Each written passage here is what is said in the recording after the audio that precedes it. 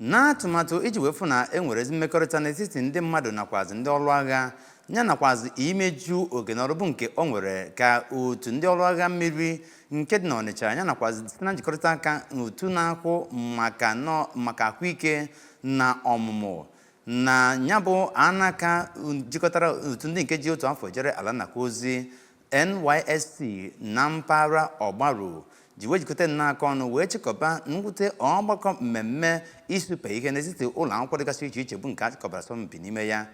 bụ ihe mmemme bụ nke ejikọtara ma mmemme ịkpa anwụ ya nakwazi agụmakwụkwọ ma bụrụ nke a chịkọbara na Archbishop Obiefune Secondary School bụ nke dị na Ọgbaru nke nkwado ya bịara site n'aka Zobis Electrical Wires and Cables Dozie Oil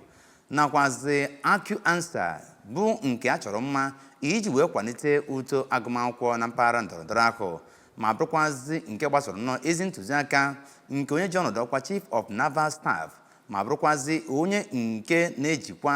ọrụ nke ya bụ otu ọrụ agha mmiri na-arụ ya na Operation Delta Sanity nke abụọ. Emmanuel Chigbata ga-ewetara anyị akụkọ ahụ.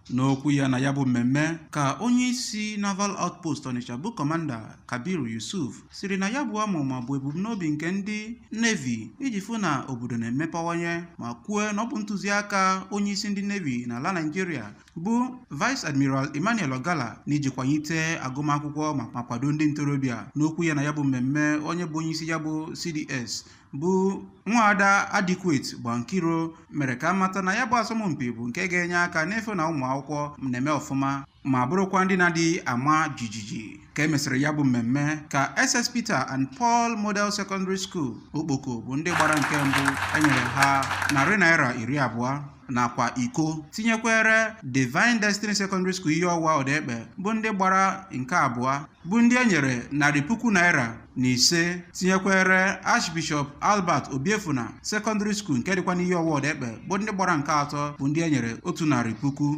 nakwa asambodo site n'ihe ọwa Odekpe. Abụ m Emmanuel Chigbata maka akụkọ ụwa ABS.